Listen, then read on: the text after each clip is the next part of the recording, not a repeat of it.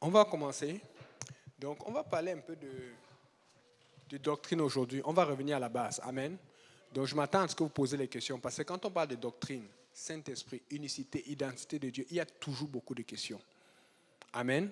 Donc, s'il n'y a pas de questions, je vais vous poser des questions. Grâce.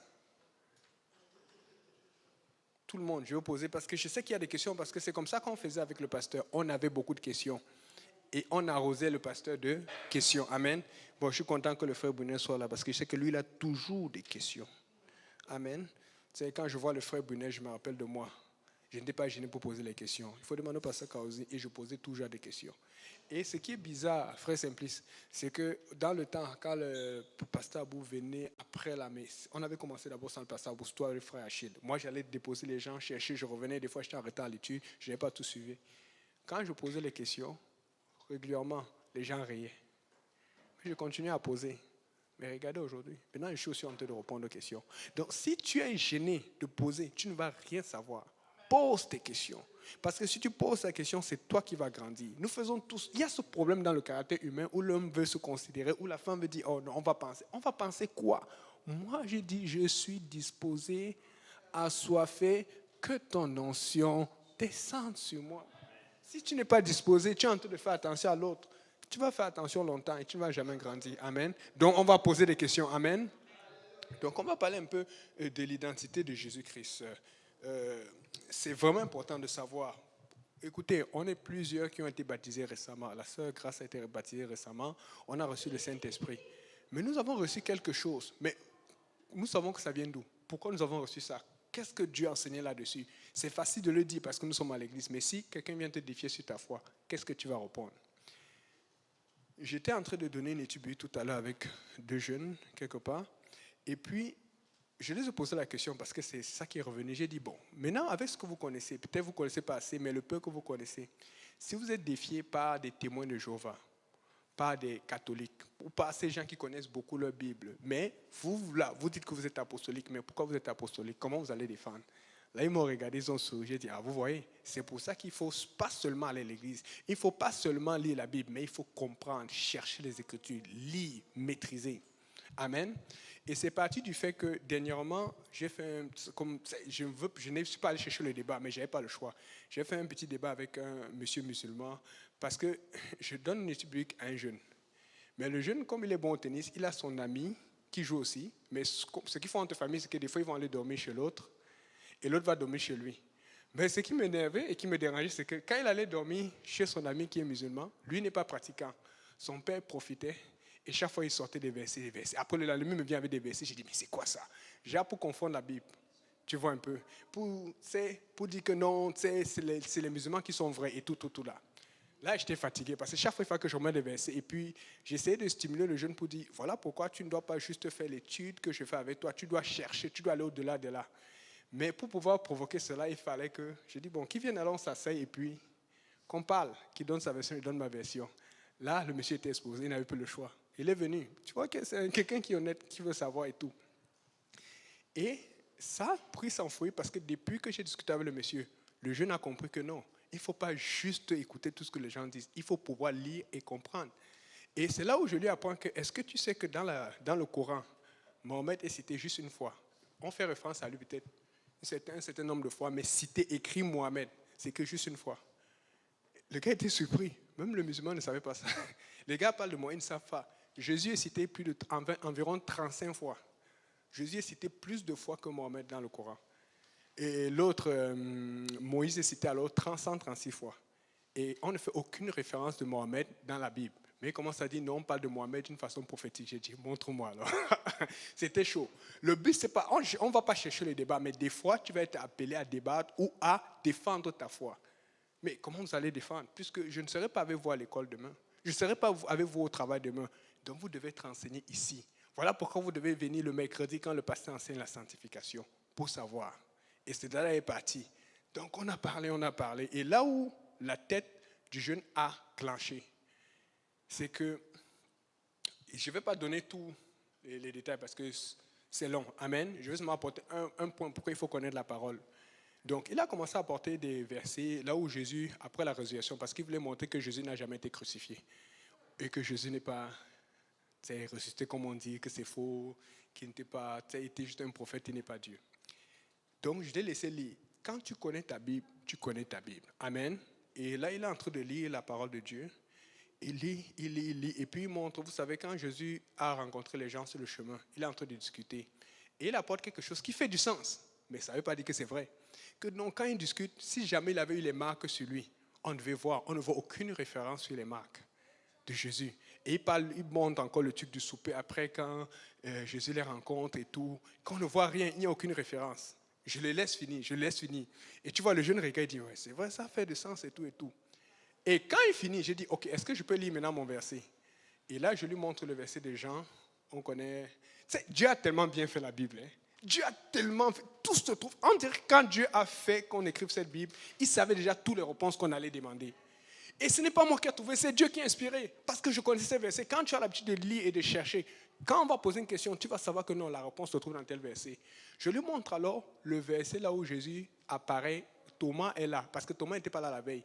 Et Thomas avait bien dit que si je ne vois pas ces marques, les marques, et que je ne mets pas mes mains, ça a répondu à la question. Et le jeune, tu pouvais voir comment les yeux ont écarquillé. Parce que Jésus vient encore, il dit, Thomas, viens, vois et crois. Mets tes mains dans mes marques. Et on voit les marques dont on parlait. Et sur mon côté, là, le débat était...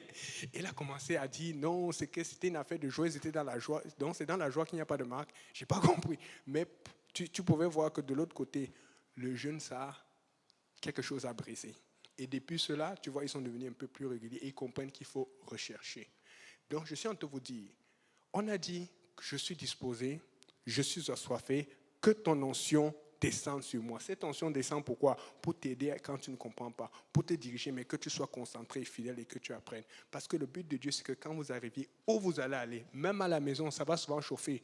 Papa va dire ça. Ah, papa, non, voici la Bible. Parce que ce n'est pas une question de débat, c'est une question de retracer, de recadrer l'autre. Parce que des fois, on ne sait pas, on ne connaît pas assez. Vous avez besoin de connaître. Amen.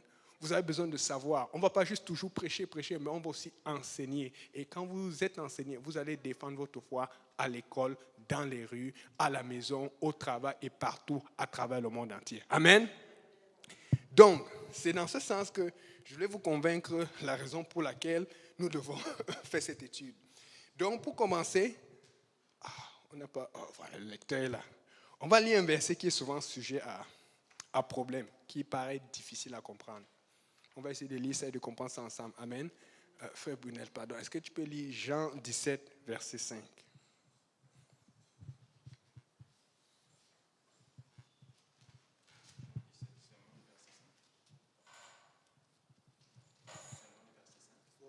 Tu as le micro à côté, n'oublie.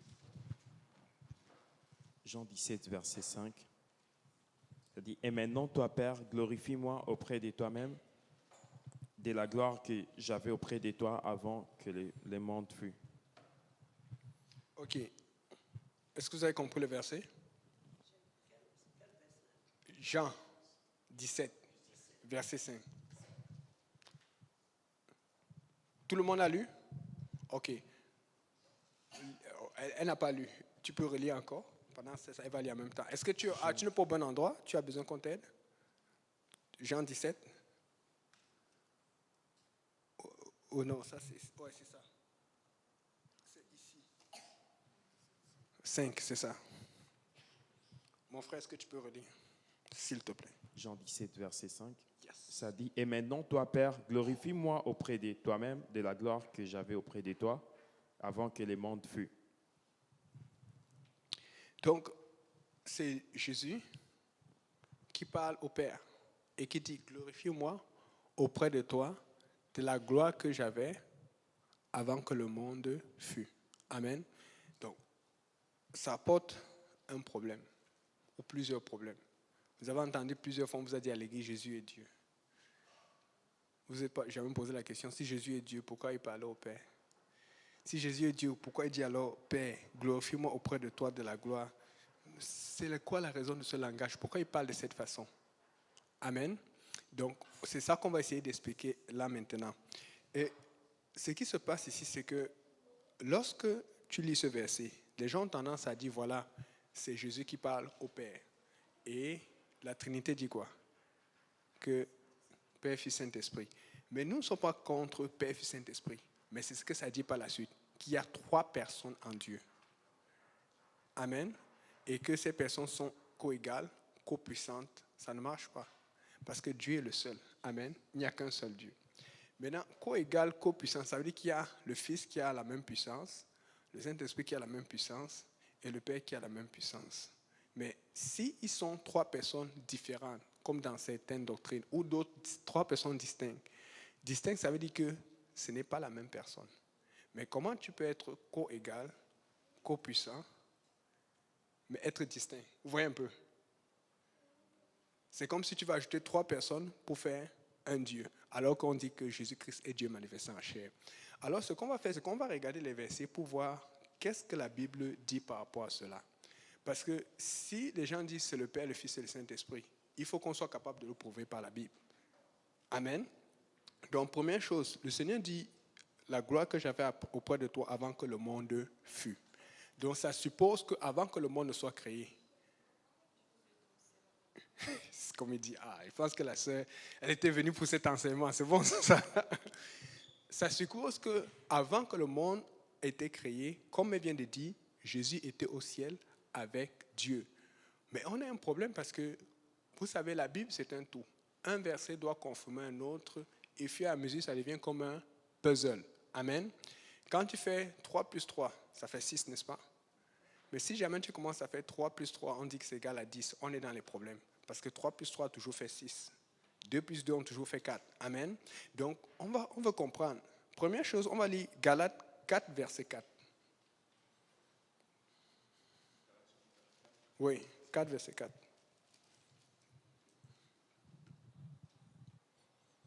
Galates chapitre 4, verset 4, ça dit, « Mais lorsque les temps ont été accomplis, Dieu a envoyé son Fils, né d'une femme, né sous la loi, afin qu'il racheta ceux qui étaient sous la loi. » Ok. Donc, quand on lit comme cela, vous allez vous demander, mais pourquoi je lis ce verset? C'est d'abord pour clarifier quelque chose. La Bible dit que son Fils, quand on parle de Fils, on parle de Jésus. Il est né d'une femme, il est né sous la loi, et la Bible dit quand le temps est arrivé, ça veut dire qu'il est né à un moment, il a une date de naissance. Est-ce qu'on me suit? Je pose parce que je n'ai pas envie. Des fois, là, quand tu commences à parler de ça, c'est comme je suis perdu. Vous êtes d'accord? Si vous ne comprenez pas, vous pouvez m'arrêter. C'est bon? Donc, on voit que Jésus a une date de naissance, donc il a un début. Amen. Bon, maintenant, la Trinité dit quoi? Qu'ils sont co-puissants, ils sont co-éternels. Est-ce que vous savez c'est quoi la définition d'éternel? Exactement.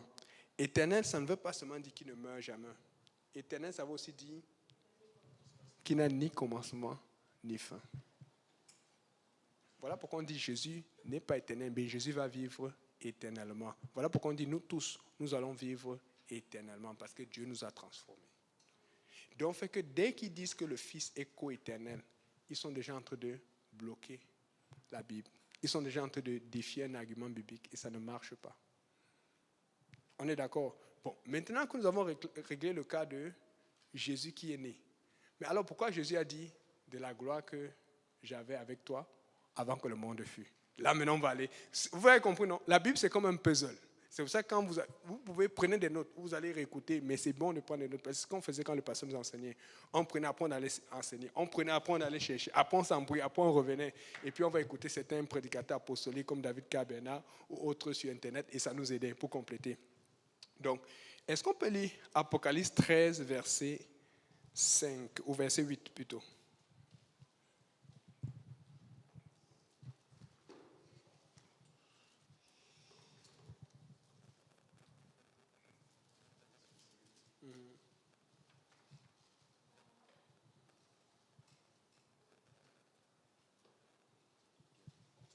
Apocalypse chapitre 13, les versets 8, ça dit, « Et tous les habitants de la terre l'adoreront, ceux dont les noms n'ont pas été écrits de la fondation du monde dans les livres de vie de l'agneau qui a été immolé. » Ok. Là, on vient de dire dans le livre de vie de l'agneau qui a été immolé dès la fondation du monde. Amen. Donc, maintenant ma question. Grâce. est-ce que Jésus-Christ a été immolé? Immolé, c'est ce que ça veut dire immoler? Ça veut dire égorger et faire un sacrifice. Donc, est-ce qu'il a été immolé dès la fondation du monde? Non, je n'ai pas su. On est d'accord, non? La Bible dit dès l'agneau qui a été immolé dès la fondation du monde. Il n'a pas été immolé. Il a été immolé il y a environ 2000 ans, quand Jésus a été crucifié. C'est pour ça qu'on fait Pâques tout le temps. Donc, là, déjà, on a un problème, ou on a une solution.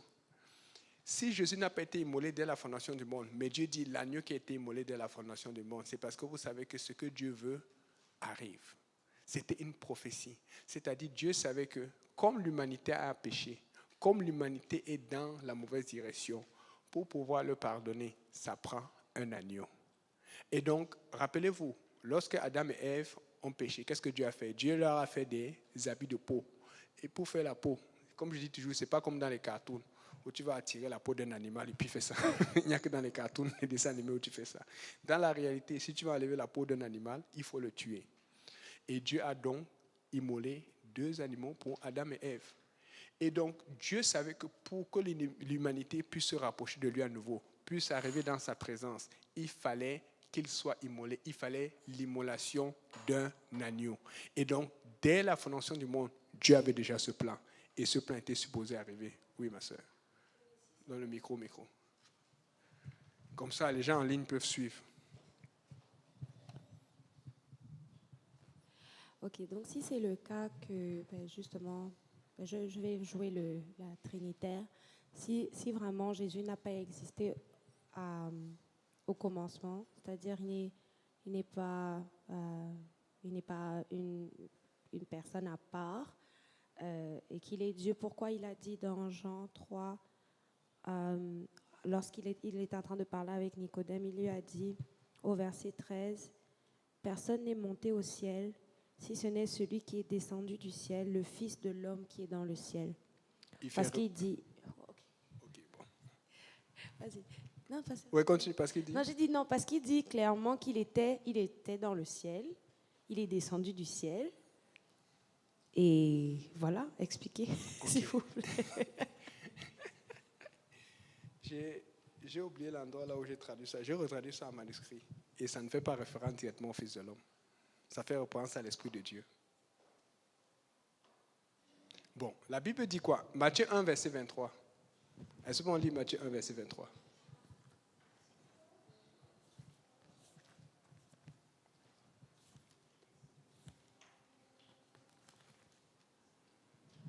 Voici la Vierge sera enceinte, elle enfantera un fils et on lui donnera le nom d'Emmanuel, ce qui signifie Dieu avec nous. Exactement, c'est comme ça que le Fils de l'homme est descendu du ciel. Parce que la Bible dit Emmanuel, Dieu avec nous. Donc fait que cet enfant qu'on voit, c'est Dieu qui est avec nous. Mais la Bible dit que Dieu est esprit, tu vois un peu. Et donc quand Dieu est descendu vers nous, c'est la raison pour laquelle quand il parlait à Pierre, il dit qui dit-on que je suis? Jésus n'a jamais fait qu'on le comprenne qu'il soit Dieu quand il est venu, parce que la première chose qu'il voulait faire, c'est qu'on se repente, parce que l'homme était dans le péché. Mais quand il a parlé avec les gens, il a commencé à faire des miracles, quand il a fait plein de choses, là il a commencé à poser des questions sur son identité pour savoir si on connaissait. Voilà pourquoi le livre de Jean se concentre exclusivement sur l'identité de Jésus-Christ. Mais quand on parle dans Matthieu, on a des références de Jésus et Dieu. Luc, on a des références. Marc, on a des références, mais on n'est pas concentré dessus. Matthieu est concentré sur les Juifs, Marc est concentré sur les païens, et Luc est concentré sur les Grecs, et puis Jean est concentré sur quoi? Sur l'Église, parce que c'est dans l'Église qu'on révèle qui est l'identité de Jésus-Christ. Tu vois un peu. Donc, ce verset-là, c'est juste que j'ai oublié là où je l'ai retraduit, parce que j'ai regardé dans les manuscrits. Ça ne dit pas directement le Fils de l'homme, parce qu'il y a une autre chose. Si tu lis à la suite, relis le Jean 13. Oui, Jean 3, verset 13, pardon. Personne n'est monté au ciel, si ce n'est celui qui est descendu du ciel, le Fils de l'homme qui est dans le ciel. Ok, bon. Maintenant, les gens vont discuter pour ceux qui veulent vérifier, mais comme je vous ai toujours dit, quand vous voulez vérifier, allez toujours voir le Codex Sinaiticus ou le Codex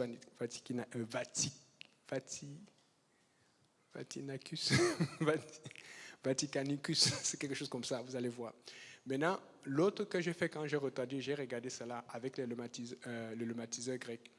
quand ça dit le Fils de l'homme, ça ne dit pas, il y a la partie qui est dans le ciel qui n'est pas là. Maintenant, on va me dire pourquoi ils ont ajouté révélation. Mais je peux t'assurer, j'ai regardé cela. Mais comme je n'ai pas la traduction, je ne savais pas que tu allais poser cette question. À voir sur ça, je t'aurais apporté. Donc, maintenant, moi, ce que je pense, c'est que la partie de qui est dans le ciel, quelqu'un l'a mis parce qu'il voulait à tout prix pousser le fait que le Seigneur en chair est dans le ciel. Mais la Bible dit normalement, personne n'est descendu, sinon le Fils de l'homme. Mais comment le Fils de l'homme est descendu? Parce que la Bible dit que Dieu est esprit. Dieu n'est pas chair. Mais la Bible dit que Jésus est né à un moment. Et s'il est né à un moment, c'est-à-dire que c'est à ce moment qu'il a commencé à exister. Il n'est pas né pour monter au ciel. Il est né pour vivre et pour mourir. Maintenant, pourquoi il est né? Parce que le monde était dans le péché. Et le monde était dans le péché. Le monde étant dans le péché, Dieu voulait racheter le monde. Et pour racheter le monde, qui d'autre que lui-même? Parce que même les prophètes péchaient. Même les prophètes faisaient l'erreur. Même Moïse, quand on disait qu'il était comme Dieu, qu'il était patient, que son visage brillait, lui-même, il a péché. Lui-même, il a défait un signe qui était important. Quand il fallait parler à la pierre, il a frappé pour ceux, études bibliques. Amen. Et Dieu a dit, ok, bon, il faut que moi-même je vienne. Parce que mon sang est pur. Je n'ai jamais péché. Voilà pourquoi on dit que le deuxième Adam, ceux qui ont suivi la conférence, le deuxième Adam, ils ont nommé le pasteur le deuxième Adam. Bon, ceux qui savent, allez voir, vous allez voir. Amen. Et voici le principe pourquoi ça marche. Adam a péché.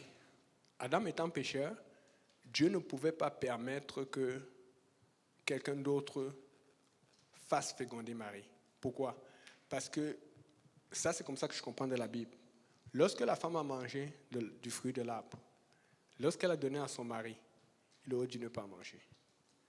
S'il ne mangeait pas, tout était encore bien. Vous savez pourquoi? Parce que Dieu voulait montrer c'est quoi le rachat. Quand tu obéis, quand tu n'as pas péché, tu as ce sang pur pour couvrir le péché de l'autre. Parce que la Bible dit quoi? L'Esprit descendra sur toi, Marie, et tu deviendras enceinte. Mais Marie avait péché, non? Marie ayant péché, mais Dieu n'ayant pas péché, on pouvait faire Jésus qui était non pécheur.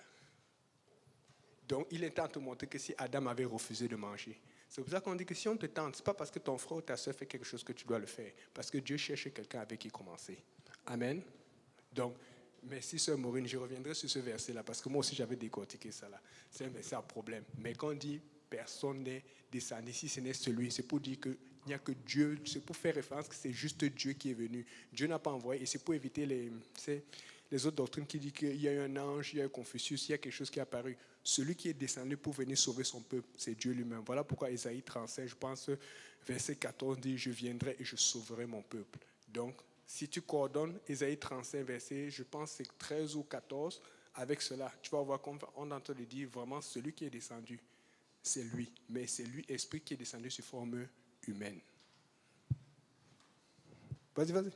Non, j'allais me retransformer en unicitaire de toute façon, parce que dans le contexte, il parle avec Nicodème, il parle du salut, il parle de comment obtenir le salut.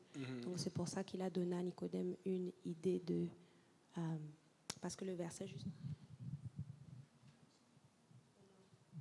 Il dit le verset avant, il dit « Si vous ne croyez pas quand je vous ai parlé des choses terrestres, comment croiriez-vous quand je vous parlerai des choses célestes ?» Donc, je comprends. J'ai juste posé la question. Non, c'est bon à répondre. Amen. Donc, on continue.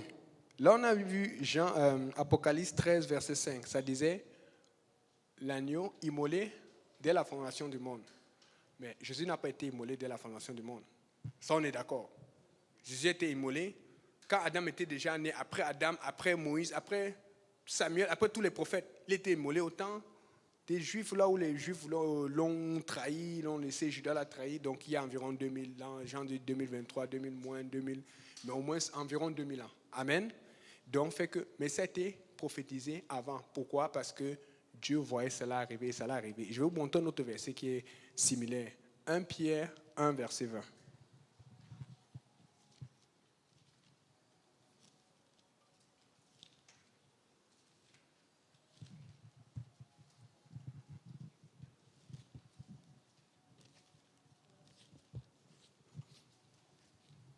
Pierre 1, verset 20.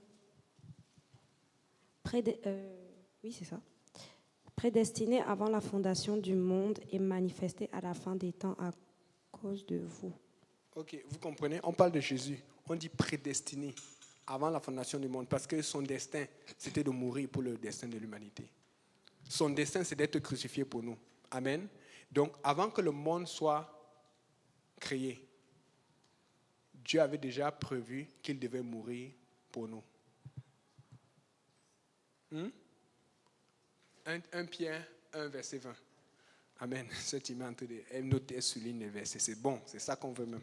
Amen. Est-ce qu'on est toujours correct? Parce que vous voyez, il y a 2 façons de voir. Si tu commences à voir comme les Trinitaires voient, c'est-à-dire que Jésus est d'un côté, il est séparé et qui parle à Dieu. Là, il y a un problème parce qu'on a dit tout à l'heure que les Trinitaires ont dit qu'il est co-éternel. Amen. Mais on vient de définir qu'éternel, c'est quelqu'un qui n'a pas de commencement, pas de fin. Mais la Bible vient de dire que Jésus a un commencement. Donc, fait que ça ne marche pas d'un côté. Mais pourquoi on ne va jamais regarder ce qui ne marche pas avec la Trinité? On veut toujours plutôt regarder ce qui ne marche pas avec l'unicité. Alors qu'il faut regarder dans les 2 sens. La première chose, c'est que ça ne marche même pas ce qu'ils disent. Parce que la Bible dit qu'il n'y a qu'un seul Dieu. Un. Amen. Et vous savez, quand on dit un Dieu, j'ai aussi regardé ça, quand tu vois les manuscrits anciens, c'est vraiment un. Amen.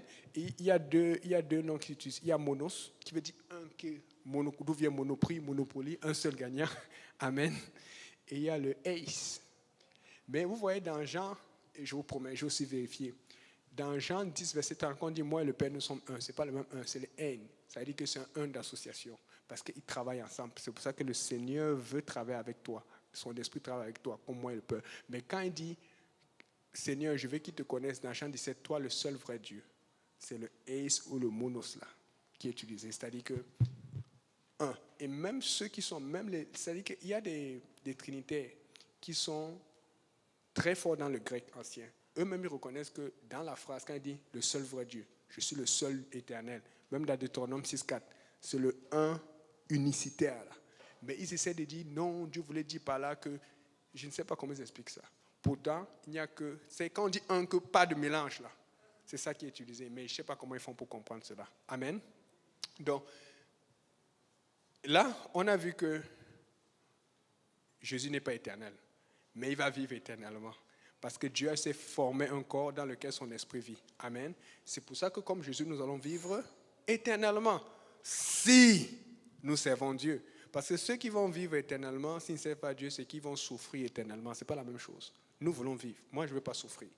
Moi, je ne veux pas en enfer. C'est pour ça que je disais dernièrement à une autre étude que si je suis rentré dans cette affaire-là, ce n'est pas pour rien. Où je rentre, je danse et j'adore l'Éternel, ou je ne rentre pas. Moi, j'ai toujours été quelqu'un des extrêmes. C'est pour ça que quand je suis venu à Dieu, mon Père, il dit, toi là, tu es fanatique. Quand tu commences quelque chose, oui, c'est comme ça. Ou je suis dedans, ou je ne suis pas dedans. Je ne suis pas là pour niaiser. Amen. Ou je suis dedans, ou je ne suis pas dedans. Mais comme Dieu m'a convaincu que je suis dedans là, le diable va voir. Moi, je vais travailler pour Dieu. Amen. C'est ça, parce qu'il y a des gens qui sont au milieu. Moi, j'ai dit, parce que ça a été long, j'ai beaucoup réfléchi. J'ai dit, ok, je me lance, Seigneur. Danse-moi, je vais se aller, je veux mourir. Amen. Il faut que tu sois décidé. Quand tu es décidé, Dieu va ouvrir les portes. Donc, là, on a réglé le cas de Jésus. Amen. Donc, mais on a vu que Dieu a un plan. Et quand Dieu a un plan, Dieu veut que cela arrive. Amen. Donc, maintenant, la Bible dit que glorifie-moi de la gloire que j'avais auprès de toi. Mais c'est de quelle gloire qu'il parle? Vous savez, la Bible dit que Dieu est glorieux et Dieu ne va pas partager. Isaïe 42, verset 8, pardon, rapidement. Parce que ça prend plus de temps 48. 42, verset 8. Isaïe 42, verset 8. Pardon, j'y arrive vite. Bon, pendant que j'arrive, Pasteur Yannick, est-ce que vous pouvez expliquer Hébreux 1, verset, je pense que ça doit être 3 ou 4, qui parle de Jésus qui est l'empreinte de sa personne? C'est facile, c'est comme Dieu ici, n'est-ce pas? Ouais. Amen. On ne le voit pas. Mais maintenant, si Dieu commence à marcher et que tu vois une empreinte au sol, c'est qu'il faut qu'il y ait un corps. Donc, fait que la manifestation de Dieu en chair, c'est Jésus-Christ. Okay. C'est juste une façon naturelle de nous montrer que quand Dieu agit, voilà pour dire que, c'est pour ça que Jésus dit, les œuvres que je fais, ce n'est pas moi qui les fais, mais c'est le Père. C'est pour dire qu'il redonne gloire à l'Esprit. Mais la Bible dit encore dans le même, je pense Jean 14, verset 10, que le Père qui habite en moi. Et là, on te fait référence à l'Esprit de Dieu. C'est pour montrer qu'il y avait une union parfaite entre l'Esprit et la chair. Parce que Jésus est Dieu et homme en même temps. Amen. Les 100% Dieu, 100% homme. C'est pour ça que quand on dit empreinte, on fait référence à une caractéristique physique. Parce qu'une empreinte, tu vois une empreinte. Mais un esprit, tu ne vois pas. La Bible dit que Dieu est esprit et il faut que ceux qui l'adorent en esprit. Tu ne vois pas, tu sens. Tu n'as pas remarqué qu'à l'église, quand c'est chaud là, tu sens la présence de Dieu, les gens commencent à courir. Mais il y a des moments où il y a la présence de Dieu, mais pas aussi forte. Mais les gens c'est parce que tu ressens quelque chose. Tu ne vois pas des flamèches partout, tu ne vois pas le feu, mais tu vois les gens réagir. Tu dis que non, là, Dieu est là. On dit le service a été chaud. Ça a été chaud comment? Même la chaleur qu'il a fait, c'est parce que les gens ont couru. Ce n'est pas parce que l'esprit a chauffé. C'est à l'intérieur de toi que ça chauffe. C'est la réaction du monde qui fait ce qui fait chaud et qui ça demande plus de climatisation. Amen. Mais c'est parce que tu ressens cette présence. Mais cette présence qui montrait son empreinte en Jésus-Christ, qui marchait, qui prophétisait, qui parlait, qui faisait des miracles, refait la même chose à travers nous. Voilà pourquoi nous agissons quand nous sommes connectés fortement à cette présence. Isaïe 42, verset 8. Ouais. Je suis l'Éternel, c'est là mon nom, et je ne donnerai pas ma gloire à un autre. Pourquoi je dis ça? C'est parce que Dieu ne partage pas sa gloire. Dieu, au départ, il est déjà glorieux. Amen. Dieu est majestueux. Il a des anges autour de lui. Amen. Mais il n'est pas là pour te donner sa gloire. Du moins, pas comme ça. Mais si tu veux la gloire, il y a quelque chose à faire. Maintenant, quand on a lu Jean tout à l'heure, quand on a lu Jean 17, verset 5, on a commencé par le verset difficile. Mais quand tu lis 17, verset 1, tu vois bien que Jésus est déjà prêt à aller mourir à la croix. Et comme il est prêt à aller mourir à la croix, il a te dit, Seigneur, tu m'avais promis une gloire. Tu avais quelque chose qui était prévu pour l'œuvre que j'avais faite parce qu'il avait prêché, il avait évangélisé. Comme nous, on a prêché, on a évangélisé, on a travaillé pour Dieu, on a persévéré. On n'a pas tout. Moi aussi, il y a beaucoup de choses que j'aimerais que Dieu ne me donne pas. Mais je ne lâche pas. Qui me donne pas, je suis là. Il y a des gens qui lâchent quand Dieu ne donne pas. Qui donne, qui ne donne pas, je suis là jusqu'à la fin. Amen. Parce que je sais que Dieu est vrai. Et il a fini, il a te dit, Seigneur, tu avais prévu quelque chose pour moi. Je suis prêt, donne-la-moi. Parce qu'on dit, il est obéissant jusqu'à la mort de la croix. Parce que si tu obéis, tu travailles pour Dieu, mais après tu lâches, tu n'as rien fait. Il faut que tu ailles jusqu'au bout. Il faut que tu persévères jusqu'au bout. Et là, maintenant, il dit, où est cette gloire? Et cette gloire, c'est la gloire de la croix qu'il est en train de demander. Parce que dès le moment que tu t'es baptisé, dès le moment que tu as reçu le Saint-Esprit et que tu as persévéré, que tu as travaillé pour Dieu, il y a une gloire qui est prévue pour toi.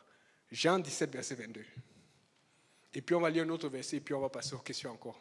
C'est juste que je ne vais pas perdre mon fil. Jean 17, verset 22.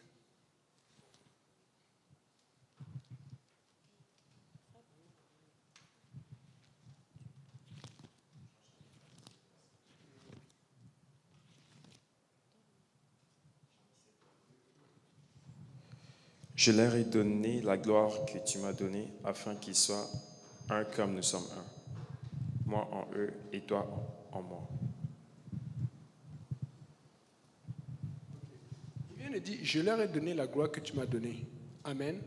Mais tout à l'heure, on a dit, Dieu a dit qu'il ne partage pas sa gloire. Mais de quelle gloire il a donné? C'est la gloire de la croix, parce que Jésus a dit, donne-moi cette gloire que j'avais auprès de toi avant que le monde ne fût. Puisque Dieu a dit l'agneau immolé avant le monde. Donc, ça veut dire que Dieu avait prévu qu'il soit crucifié avant même que le monde ne soit créé. Dieu a dit prédestiné avant le monde. Donc, de la même façon qu'il était prédestiné, il y avait une gloire qui lui était destinée s'il faisait l'œuvre de Dieu. Et là, Seigneur, là, je suis prêt. J'ai fait tout ce que tu m'as demandé de faire. Je suis prêt parce qu'il savait que Dieu n'allait pas donner cette gloire s'il n'allait pas à la croix. Parce que tout ce que nous faisons, c'est pour obéir à Dieu à la fin. C'est pour ça qu'il y a une tentation ici. Tu lâches. Oh, pasteur, j'ai lâché. Pasteur t'encourage. Tu vas prier Dieu. C'est ce que Dieu te donne le courage. Et tu deviens comme Étienne. Et c'est quand il est mort qu'il a eu sa gloire. Ça ne veut pas dire que nous tous, nous allons mourir physiquement. Mais nous allons mourir spirituellement par la repentance. Nous allons être tellement brisés que Dieu peut nous utiliser. Et quand il va revenir nous chercher, nous aurons cette gloire qu'il nous a promis. Et c'est pour ça qu'il dit que donne-moi cette gloire. Et il dit, je leur ai donné la gloire que tu m'as donnée. Parce que Dieu a prévu quelque chose pour ceux qui travaillent pour lui, avec force, avec zèle, avec fidélité. Et c'est cette gloire. Ce n'est pas la gloire de Dieu dès le départ, parce que Dieu est glorieux. Si tu as de l'argent, tu penses que tu vas donner ton argent à quelqu'un comme ça pour rien?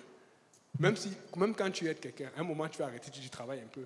Mais si quelqu'un te donne un service ou te secours ou te fait quelque chose qui te fait plaisir, là tu vas lui donner. Dieu a une gloire pour toi, mais viens travailler avec le Seigneur. Amen. Romains 8, verset 17, s'il te plaît.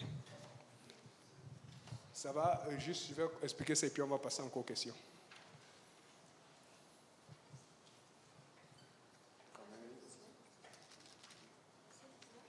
Au verset 17. Si par l'offense d'un seul la mort a régné par lui seul, à plus forte raison ceux qui reçoivent l'abondance de la grâce et du don de la justice. Non, Romains 8, verset 17. Oh, 8. Oui, 8, verset 17.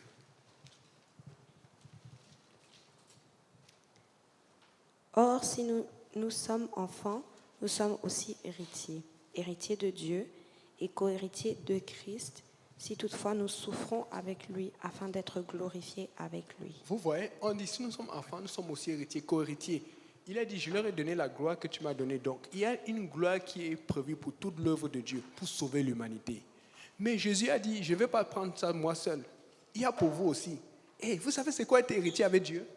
Donc, ça veut dire que dans tout le royaume des cieux, là, Dieu a la part de Jésus, parce qu'il faut comprendre que Dieu est esprit. Amen. Donc, quand on va voir Dieu, ce n'est pas Dieu qu'on va voir esprit, c'est Jésus qu'on va voir.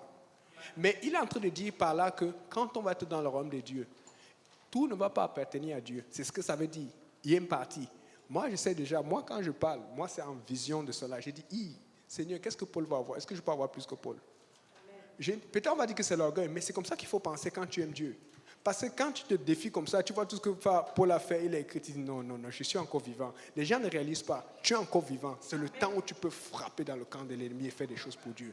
C'est le temps d'avoir confiance à Dieu parce qu'une fois c'est fini, c'est là où tu vas te dire, oh si j'avais ça, quand tu seras dans la présence de Dieu, tu vois la puissance, la majesté de Dieu, les anges tout autour de toi, tu vois que tout cela était vrai. Tu vas te dire, mais qu'est-ce que je faisais? Qu'est-ce qui me retardait? Mais Dieu est en train de te faire ressentir sa présence maintenant pour que tu fasses le maximum. Et tu ne vas pas faire plus que tu n'es capable, mais que tu as au maximum du potentiel pour le corps qu'il t'a donné, pour la foi qu'il t'a donné, pour l'onction qu'il a mis en toi. Tu peux toujours faire plus, mais nous sommes retardés pas par Dieu, nous sommes retardés par nos propres désirs. Voilà pourquoi Dieu dit, il faut que tu sois disposé, il faut que tu sois assoiffé et son onction va descendre sur toi. Nous sommes co-héritiers de Christ, ça veut dire que nous avons une grosse part dans cette affaire, nous avons une grosse part dans ce que Dieu prépare pour nous. Mais vous savez quoi, le diable va venir te rappeler, voilà longtemps tu attends cela, ça n'arrive pas. Qu'est-ce que tu fais là? Ah, lui peut faire ça avec vous. Moi j'ai dit c'est fini. Seigneur, je n'ai pas, je vais frapper. Ça marche, ça ne marche pas, je vais frapper. Et je sais comment faire mal au diable. Quand tu travailles pour Dieu, tu sais.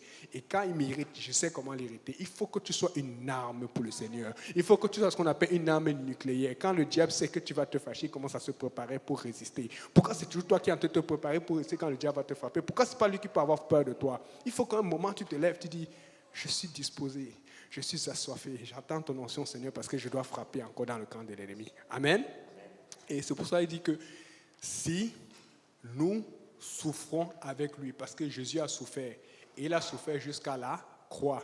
Alors si nous souffrons aussi jusqu'à la croix, mais c'est quelle croix? Dieu a dit, si quelqu'un m'aime, qui porte sa croix et me suive. Maintenant la croix, ça ne va pas être nécessairement la croix en bois, comme Jésus a eu. La croix, ça va être un fardeau. Ça va être un fardeau pour les âmes. Ça va être un fardeau pour un ministère en particulier. Quelque chose que Dieu va te mettre dans le cœur. Mais quelque chose qui sera toujours quelque chose de nouveau, de différent, que quelqu'un n'a jamais fait auparavant. Ou quelqu'un qui a fait, mais il y aura une particularité là-dedans où ce sera avec ton appel, avec ton passé, avec tes talents que Dieu t'a donné. Quelque chose que toi seul peux faire. Quelque chose que quand tu fais, c'est toujours différent. Les gens disent, oh non, lui là, ou elle là, elle le fait bien. Si quelqu'un veut me suivre, qu'il porte sa croix et me suive. Parce que quand tu vas porter ta croix, tu deviens co-héritier ou co-héritière de Christ. Écoutez, il y a une chose que je sais sur le royaume des cieux, c'est que ici, là, je ne sais pas combien le frère Brunel a en banque, mais je sais qu'il a des économies pour la petite. Amen. Ils ont commencé à économiser pour la pension et tout. Mais comme le pasteur Afad disait hier, il a fait tout un témoignage, suivez le truc. À un moment, il était béni, il a tout perdu. Et moi, ça m'aide parce que moi, j'ai appris à prendre des risques dans le Seigneur. Pas que je suis fou. Mais j'ai appris que non, tout peut partir. Mais j'ai compris une chose avec le diable. Il faut être prêt à ce que ton argent, tout ce que tu as, tes possessions, ta carte de crédit, ton pointage de crédit, ça descend, ça truc. Mais il faut que je sois toujours capable d'ouvrir la bouche et de louer le Seigneur. Tant que j'aurai des pieds, je vais courir pour Dieu. Et quand Dieu m'a fait comprendre cela il y a quelques années, j'ai dit non, là je comprends comment. À tout moment, je suis prêt à tout perdre. Et c'est pour ça que les gens n'arrivent pas à servir le Seigneur. Ils ne sont pas prêts. Ils disent j'aime Dieu, mais ils ne sont pas prêts à tout perdre. Je suis passé par des situations où j'ai failli tout perdre. J'ai dit Seigneur, je vais te faire confiance. Et Dieu m'a rendu encore plus fort. Le plus important, Seigneur, quoi qu'il arrive, que je sois capable d'ouvrir ma bouche, que je ne sois pas tellement déçu, brisé, offensé, que pas brisé. Brisé par Dieu, c'est bon, mais brisé par le diable que je n'arrive plus à bouger. Il faut que je sois toujours capable d'ouvrir ma bouche et de louer le Seigneur, quoi qu'il arrive, et de faire comme Job. Nu je suis arrivé sur cette terre, nu je vais rentrer. Que l'Éternel soit loué. Amen. Et en rien, je ne pêche contre Dieu. Donc, si nous souffrons avec lui, nous allons être glorifiés avec lui. Amen. D'autres questions? Je vous écoute. Il y a beaucoup de questions.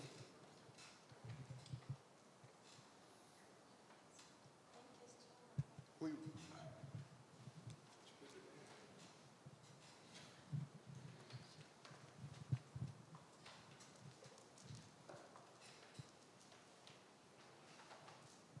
Bon, ma question est vraiment comme à la maternelle. Oui, c'est ça. On est là pour ça. Je crois, mais mon cerveau d'humain ne comprend pas. Déjà, le simple fait qu'il y a le jeu et le tu, une conversation entre deux personnes, Amen. ça suppose... Ok. Bon, on va lire un verset que j'aime beaucoup qu'on lit. Ok. Ma soeur, c'est toi qui vas lire. Non. C'est toi qui vas lire ça. Parce que ça va t'aider. Et il va répondre à ta question. Parce que l'humain, il va dire que votre cœur ne se trouble point. Croyez en moi et croyez aussi en Dieu. Il va te dire ça. Parce que je sais que c'est troublé. Et j'ai eu le même problème. Et c'est ça qu'on a te fait. Lis Jean 14 à partir du verset 1. Pardon, lis à haute voix, qu'on t'entende au micro.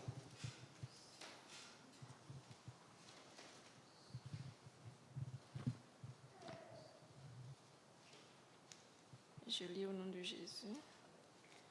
En ce jour-là, vous connaîtrez que je suis en mon Père, que vous êtes en moi et que je suis en vous. Jean 14, verset 1.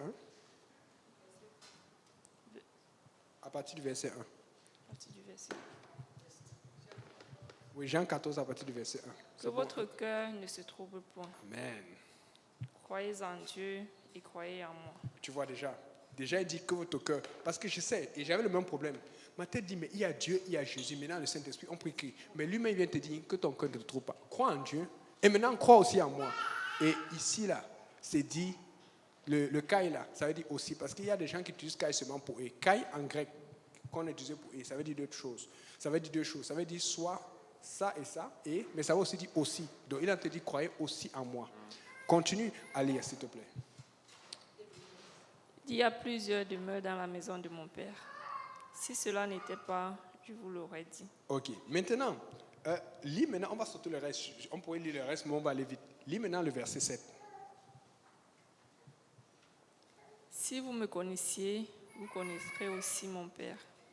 Et dès maintenant, vous le connaissez Ok. et vous l'avez vu. Ok. Maintenant, on est d'accord que le Père est esprit. Est-ce qu'on est d'accord que le Père est esprit? On est d'accord que Jésus est vivant. Le seul qu'on voit, c'est Jésus. On ne voit pas le Père. Amen. Donc, maintenant, il dit, si vous me connaissez, donc, mettons que le Père est à côté, et l'Esprit est à côté, mais on ne le voit pas. C'est juste pour illustrer. Amen. Si vous me connaissez, vous connaissez aussi, et qu'est-ce qu'il dit après? Non. Lis. Il n'a pas dit il est dans le Père. Il d'abord. Vous connaîtrez aussi mon Père. Si vous me connaissiez, vous connaîtriez aussi mon Père. Et dès maintenant, vous le connaissez et vous l'avez vu. Ok, donc maintenant il dit, si vous me connaissez, parce qu'il parle à ses disciples, mais ses disciples le connaissaient, mais ils ne comprenaient pas que si vous me connaissez comme il faut, parce que c'est pour ça que je dis, des fois on pense qu'on connaît Dieu, mais est-ce qu'on a eu des révélations de qui est vraiment Dieu? Donc il a dit, si vous me connaissez, vous connaîtrez aussi mon Père.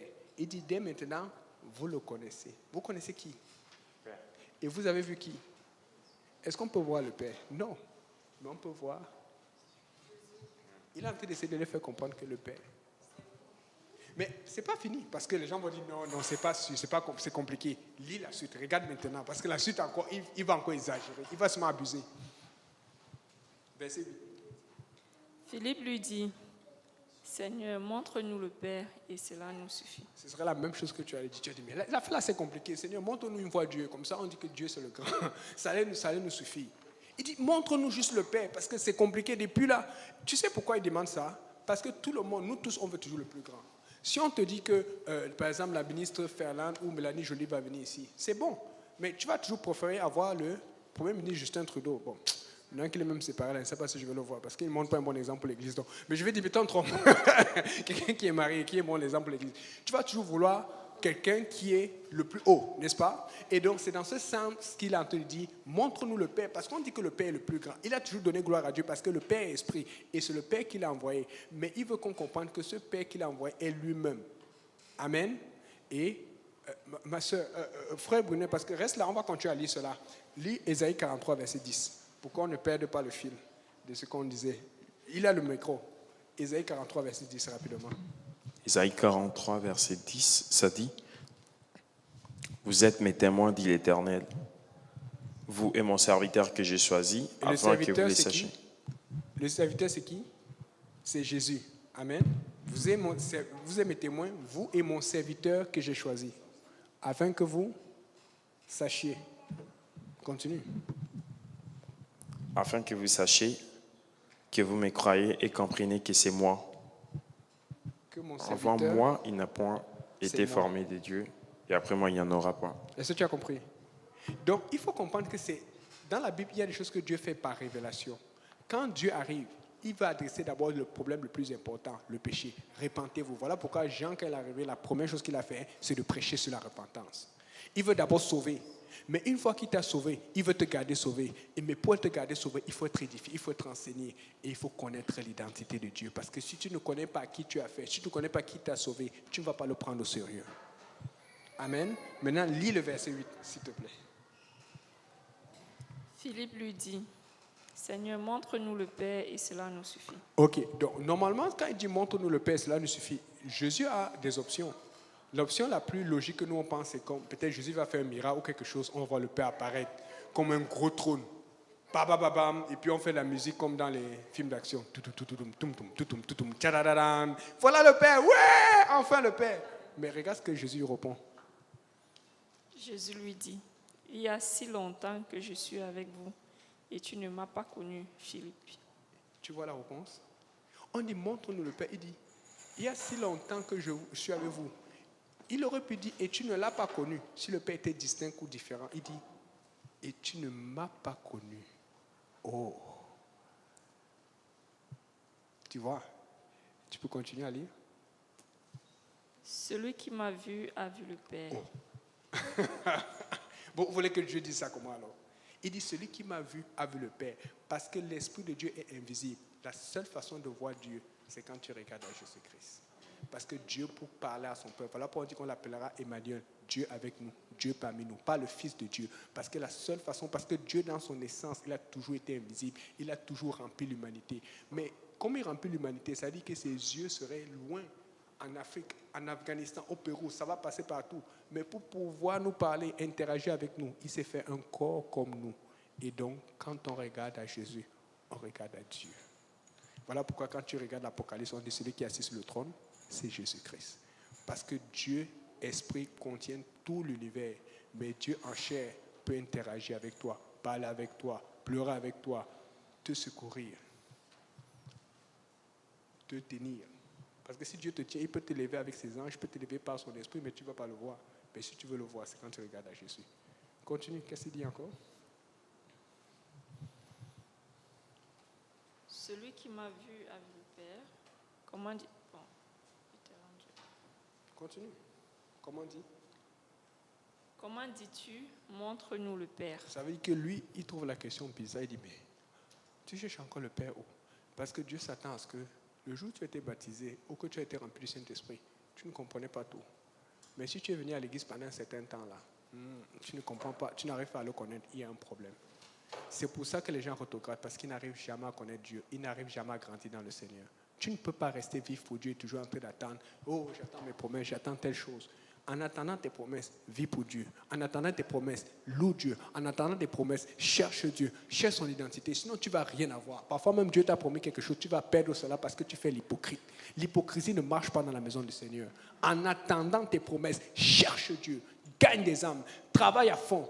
Parce que les gens perdent les bénédictions comme ça parce qu'ils trichent. Oh, je sais que Dieu m'a dit que ça va être ça. Mais tu n'es en train de rien faire. Le diable va venir t'arracher tout. Et c'est pour ça qu'il est en train de lui poser. Maintenant, c'est Jésus qui lui pose la question. Au départ, c'est lui qui posait, montre-nous le Père. Et il dit, je suis avec vous. Il y a si longtemps. Il dit même pas longtemps. Il y a si longtemps, j'ai passé beaucoup de temps avec vous. Tout ce que je fais, je suis avec vous. Tu cherches où? Tu cherches au ciel. Tu cherches, je suis là. Celui qui m'a vu a vu le Père. Amen. Non, Dieu est trop fort.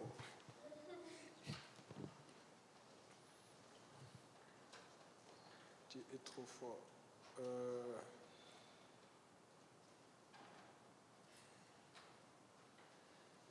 Il dit comment dire? Il y a un verset que je cherche là.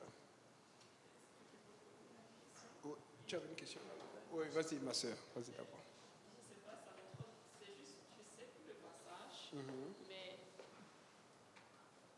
si Jésus est Dieu, pourquoi il prie? Parce que Jésus voulait nous montrer l'exemple. Je donne un autre exemple. Jésus s'est fait baptiser, n'est-ce pas? Nous avons tous été baptisés ici au nom de Jésus. Tu as été baptisé? Ok. La raison pour laquelle on s'est baptisé, c'est pourquoi? C'est pour le pardon de nos péchés. Mais est-ce que Jésus avait péché? Alors pourquoi il s'est fait baptiser? Il s'est fait baptiser juste pour nous montrer l'exemple. Parce que si Jésus ne se baptisait pas, je connais des gens qui allaient dire, mais Jésus n'a pas fait, je ne fais pas.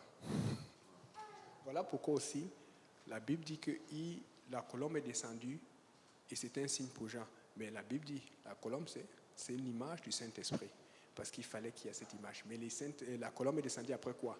Après son baptême, quand elle est sortie des eaux. Des eaux, c'est pour montrer que ce n'était pas immersion. Amen. C'est pour montrer le plan de l'évangile. C'est pour montrer le plan du salut. Ça n'allait pas changer. Baptême d'eau, baptême du Saint-Esprit. Amen. Donc maintenant, Jésus, on dit qu'il était le souverain sacrificateur.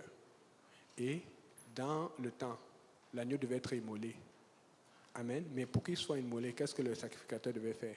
Le sacrificateur devait Non, il devait d'abord l'agneau.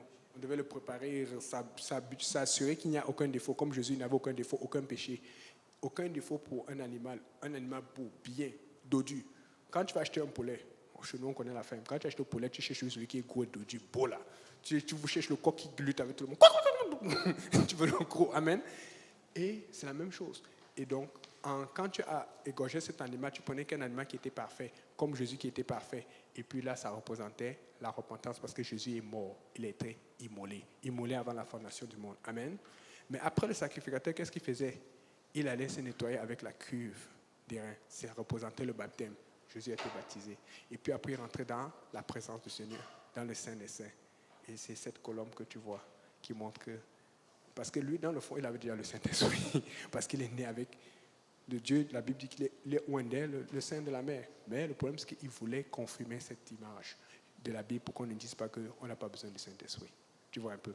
Donc, de la même façon, n'oublions pas que le monde péchait. Ceux qui montraient la voie, c'était les prophètes. Mais les prophètes étaient pécheurs. Mais Jésus est en train d'apporter une nouvelle alliance.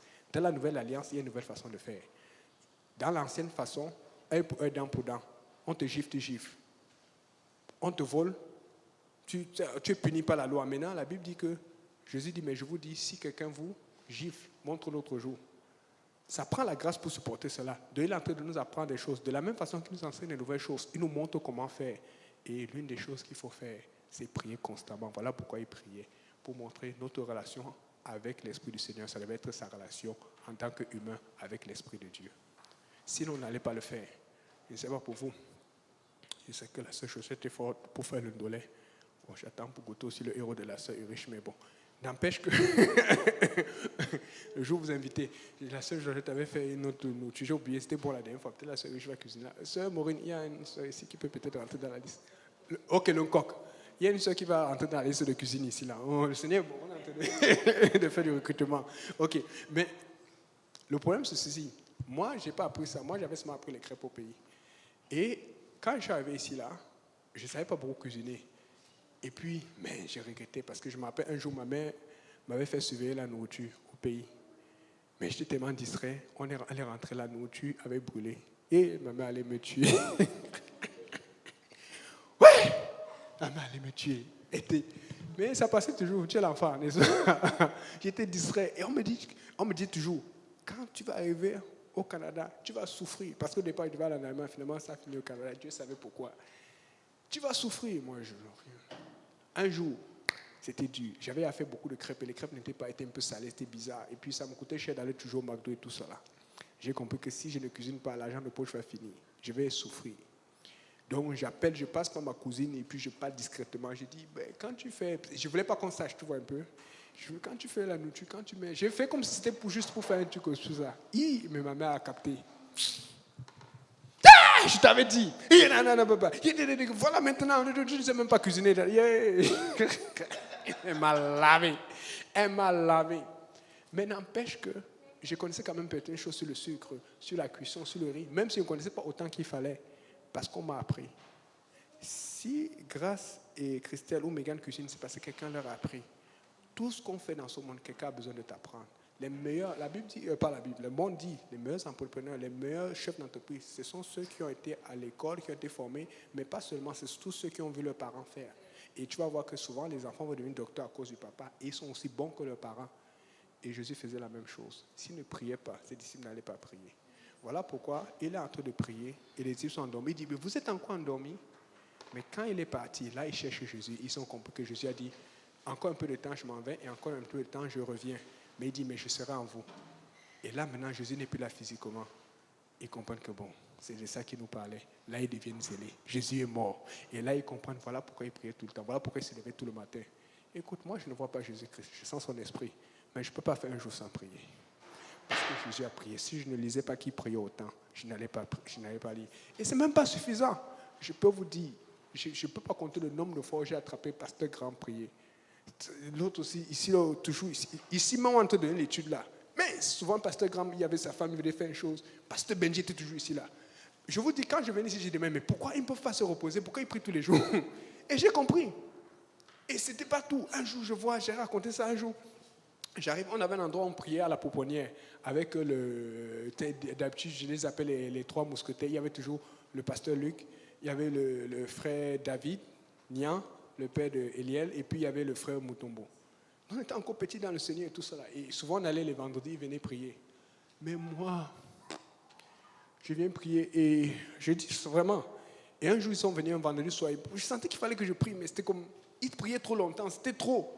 Je priais 1h30, mais je dis que maman, je vais rentrer. Mais ils voulaient encore prier, je ne comprenais pas. Sincèrement, frère Brunel, si j'avais vu les prières de Jésus, mais si je ne voyais pas Pasteur Kauzi, Pasteur Graham priait tout le temps quand je venais à l'église, je n'avais pas prié. Maintenant, je suis en train de sortir et je m'appelle que le pasteur dit un long jeûne. Et ce moment-là, je jeûnais un jour, c'était beaucoup. Après, quand j'ai commencé à voir aussi les problèmes, quand j'ai commencé à être persécuté, j'ai appris à jeûner aussi.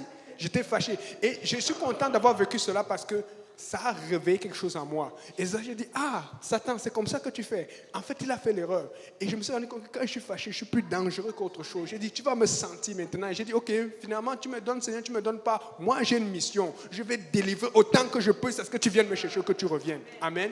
Et puis, je sors. Et là, maintenant, le pasteur était en intercession. J'entends les bruits bizarres. Mais comme j'étais pas encore caméraman, mais j'avais le profil de caméraman. J'aimais savoir ce qui se passe parce que moi, j'enquête. Écoutez, si je suis dans l'église, ce n'est pas parce que les gens... Moi, j'ai vu. Si l'église n'est pas bonne, je serais sorti en premier. Parce que je connaissais. Parce que j'ai dit, ou je saute, ou je ne saute pas. Si je suis dedans, c'est pour faire, ce n'est pas pour tricher. Je suis sorti doucement, comme on sort, et je savais sortir la pouponnière. Bip, bip. Toum, toum, toum, toum. Mais j'arrive, je vois le pasteur au sol, il n'a rien vu. Il était dans l'intercession, en train de prier, sa langue tremblait, des choses comme ça. Là, j'ai dit, mais c'est quoi ça? J'étais dépassé. J'ai trouvé ça bizarre. Mais quand Dieu m'a rattrapé, c'est pour ça que Jésus priait. Parce que ma soeur, peut-être à partir de demain, Dieu t'attend à une sorte d'intercession que tu n'as pas encore compris. Parce que si ton leader ne prie pas, tu ne vas pas prier. Voilà pourquoi des églises ne marchent pas. Parce qu'ils ne voient pas leur pasteur prier. Un homme de Dieu ne triche pas. Tu dois prier. Tu dois prier. Si tu veux que tes enfants prient, vous voulez les voir prier, priez. Vous manquez de sujets, venez nous demander, on va vous donner des sujets. Il y a beaucoup de sujets pour prier. Quand tu grandis à Dieu, tu commences à réaliser. Amen. Je vais prendre une dernière question parce que là, le temps est bien avancé.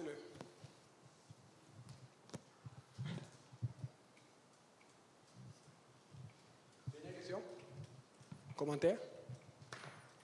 Appréciation, dépréciation? C'était clair. Amen. On va se lever. Et on va prier. Amen. Je suis disposé à... C'est quoi? On est là pour tout. Micro. Genèse 1:1. C'est écrit au commencement, Dieu créa le ciel et la terre. Il créa le ciel. Ça veut dire qu'il n'y avait pas de ciel, il n'y avait pas de terre. Et Dieu, lui, il était où? Parce que Dieu est esprit, il remplit l'univers. Maintenant, quand il crée, il faut comprendre ceci, quand il crée le ciel et la terre, il crée déjà un domaine, un cadre dans lequel il va travailler. Parce qu'il sait que l'homme va pécher. Et voilà pourquoi le ciel va référencer à ceux qui sont hauts, qui font bien, qui sont purs. Et la terre va référencer à ceux qui sont en train d'attendre pour monter. S'ils ne montent pas, ils vont rester, ils vont aller en enfer. Donc, il crée déjà un enfer. Parce que dans le fond, on sait que la présence de Dieu est ici, n'est-ce pas? Mais pourquoi on dit que Dieu est seul tout le temps? C'est pour nous montrer là où nous allons aller quand nous allons servir Dieu. Mais Dieu est partout. Il est partout, il remplit l'univers. Il dépasse le ciel, il dépasse la terre, il dépasse sous la terre, partout. Mais comme il sait qu'il va créer des gens qui sont finis, parce que lui, il est infini, il a besoin de créer un cadre dans lequel il va fonctionner avec nous. Et nous avons besoin de références. Voilà pourquoi quand nous sommes debout joyeux, qu'est-ce qu'on fait? On regarde le ciel. Mais quand tu es triste et ça ne va pas, tu fais comme dans les cartoons. Coin, tu regardes à la terre. Un enfant de Dieu doit toujours être joyeux. Et il regarde dans le ciel. Dieu a besoin de nous donner une référence. C'est juste un cadre pour commencer à fonctionner avec nous. Et après, tu vas commencer à créer la terre. Il fait les arbres, il fait tout. Parce que nous ne sommes pas comme Dieu. Amen. Et c'est pour ça qu'il a créé aussi le temps. Parce que Dieu est éternel. Mais le temps, ce n'est pas pour Dieu. Le temps, c'est pour nous. Et nous avons un temps. Mais qu'est-ce que nous allons faire du temps que Dieu nous donne? Je suis disposé, assoiffé, que ton onction descende sur nous. Je suis disposé, assoiffé, que ton onction descende sur nous. Je suis disposé, assoiffé, que ton onction descende sur nous. Je suis disposé, assoiffé, que ton onction descende sur moi. Je suis disposé, assoiffé, que ton onction descende sur moi. Je suis disposé, assoiffé, que ton onction descende sur moi. Frères et sœurs, venez prier, conclure. Prions le Seigneur. Papa, nous te bénissons. Nous te rendons grâce encore une fois, Papa, pour cet merveilleux enseignement que nous avons entendu en ces lieux, Seigneur. Papa, nous te prions, Seigneur, toutes ces requêtes que nous avons déversées devant toi.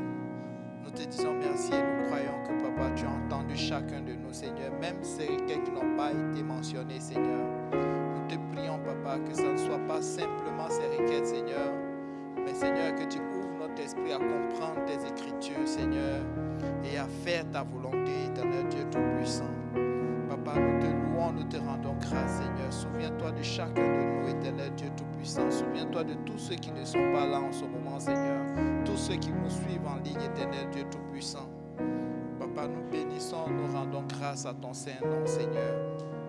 Bénis et sanctifie la nourriture. Bénis les mains qui l'ont fait, Seigneur. Les mains aussi qui prendront part, Seigneur.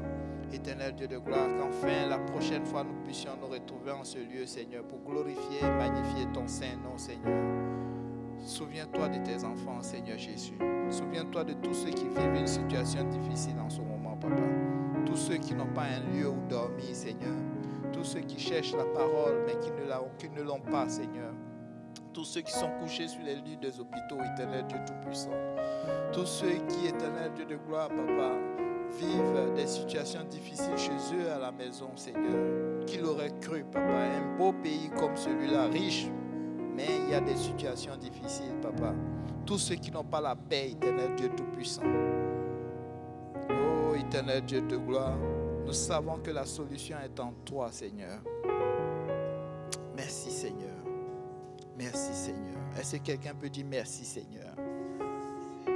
Que Dieu vous bénisse.